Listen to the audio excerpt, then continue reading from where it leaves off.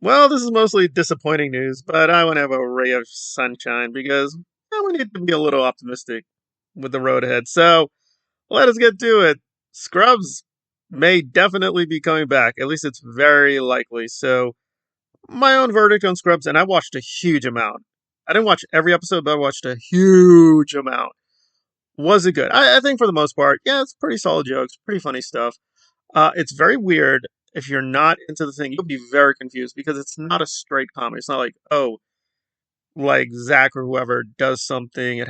No, there's like a lot of dream sequences. A lot of the characters. It's not in reality. It's just going back and forth between people's dreams, their visions. They're playing with the timeline. It's a little confusing. If you're not into Scrubs, you'll be like, I don't quite understand this. It's a very particular humor.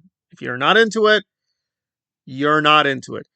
But was Zach critical to Scrubs? Yes, I'd have to say he was pretty critical. So Jay is back. They've locked him in. Apparently, he's willing to do the Jay character again. What do I think? I really don't care. I really don't care. I do think it was a good series. But was it one of the greatest? No, no. I mean, it was just solid. It's well done. Good episodes, bad episodes. Some jokes are like, okay, please stop. Please stop. Please stop doing that. Really, probably Scrubs is strongest with some of the guest cameos, and they had some insane cameos. They were like, okay, that was pretty interesting. That guy or that woman shows up, like that was really interesting. But it's not like something like, oh, if I don't do this, I'm gonna be. No, it's not one of those TV shows. So it's not like this great, iconic like Buffy. Buffy may be coming back. Looks like it's gonna happen with Sarah Michelle Gellar. That is interesting. Like if they do a few more seasons of Buffy with quote, the regular series, that could be intriguing. This is not that. So it just feels like, okay, they've got the star. Some of the original creative team is going to come back. Maybe it'll work, maybe it won't. It doesn't really matter.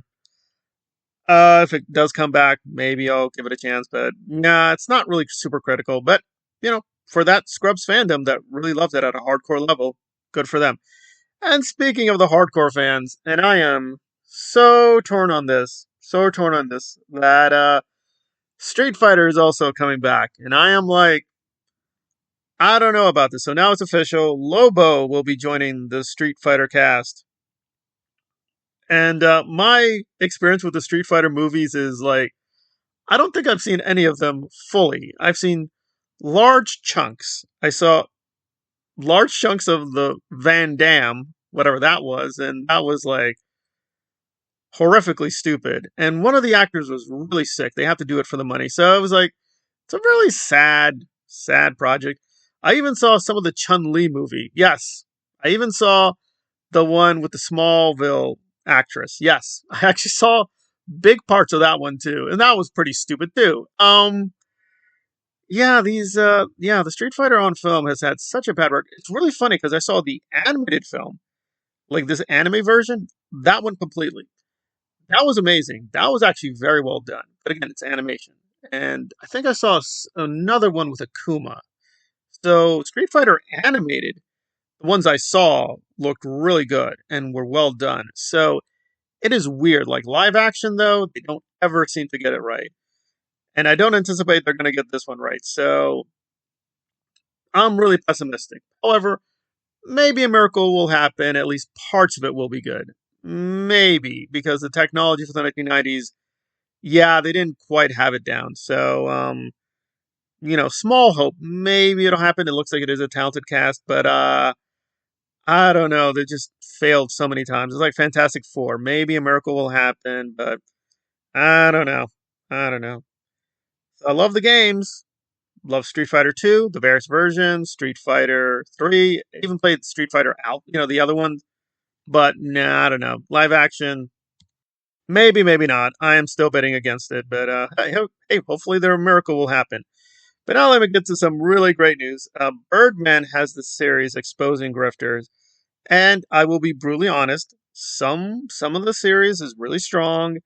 Some of it is weak. He gets a few things wrong, not a lot, but he made a few mistakes here and there, and it is clearly partisan. He's a very liberal guy.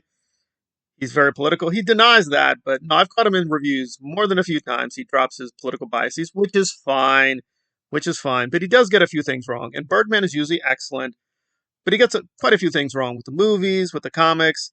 So he's not a super, like, 100% android, gets everything correct. But I will say the last one with Nerdrotics and Ironheart was pretty well done. I do think he proved the case that Gary, which is pretty obvious, he's a pretty extreme racist and he's just an idiot. There was one section which I'm working on this video because it is so astonishing. He got such a basic thing wrong. So yeah, Gary really clearly has read a lot of comics. I'm not going to deny that, but I think he overstates how much he knows by a lot, and definitely his Hollywood knowledge is like zero. He does not seem to know how Hollywood films are actually made, how much they make money, how they're produced or distributed. I'll just give one little thing. So he said with Chris Stuckman, and by the way, I'm very disillusioned with Stuckman. I'm not a big fan of his anymore. But he was like, Chris Stuckman is sucking up. They're not even going to let him in the club. He's already made a film, stupid. He's made a whole legit film. Now, I've heard good things about it, but I've heard some critical things, so I'm going to give it a chance. He's like, he'll never be in the club. He's already in the club, dummy. He just puts out these tweets that don't make any sense. They don't mean anything. He just puts stuff out there, and he's like, it's like, yeah, he's a moron. So now Birdman is going to go to Heel versus Babyface. Now, I've done quite a few videos on Heel versus Babyface, and listen, some of them got traction, some of them got less traction.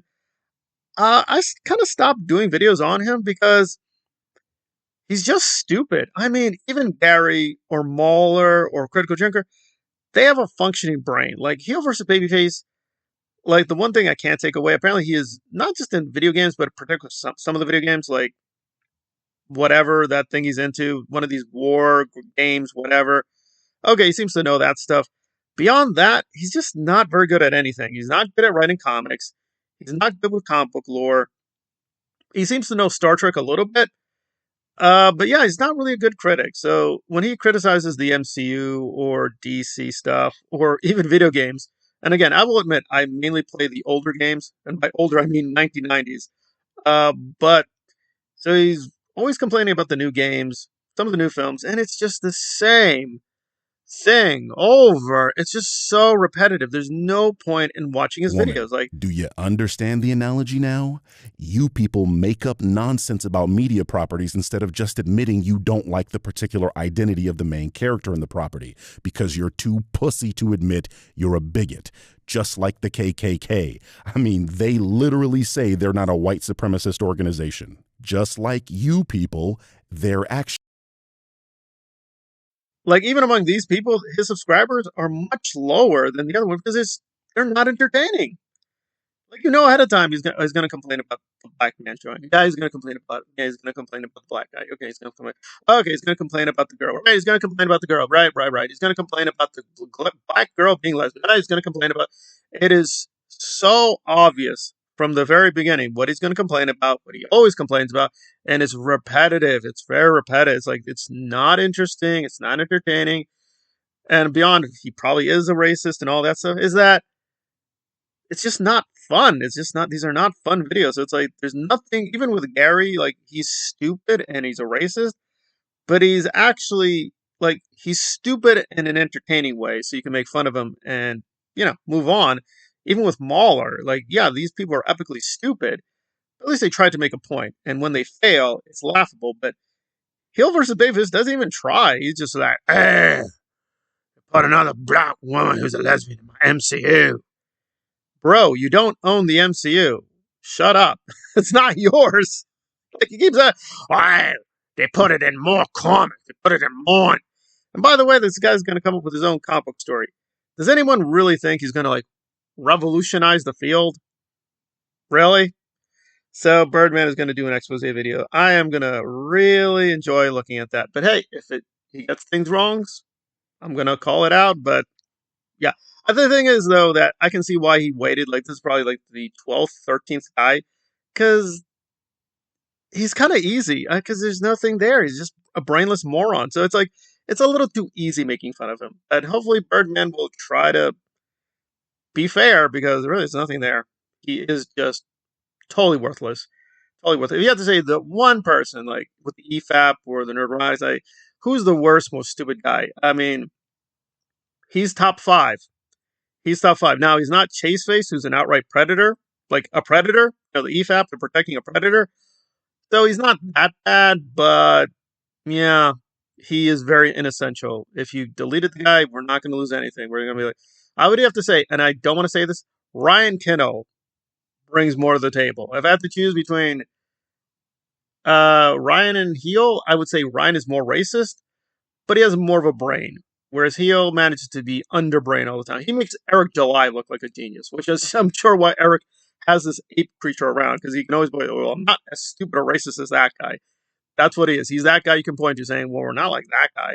That's all Heel versus Babyface is. He's just that guy. AZ is that guy you point to and be like, well, we're better than that guy. And that's all there is to him. Projection looks like a limp dick and mine's looks like casino revenue because, like the house, the truth always wins. Yes, ass, this is what irrelevancy looks like. Get used to it because the age of the grifter is swiftly coming to an end, something your fellow grifter Eric July realized, so he got out of the game.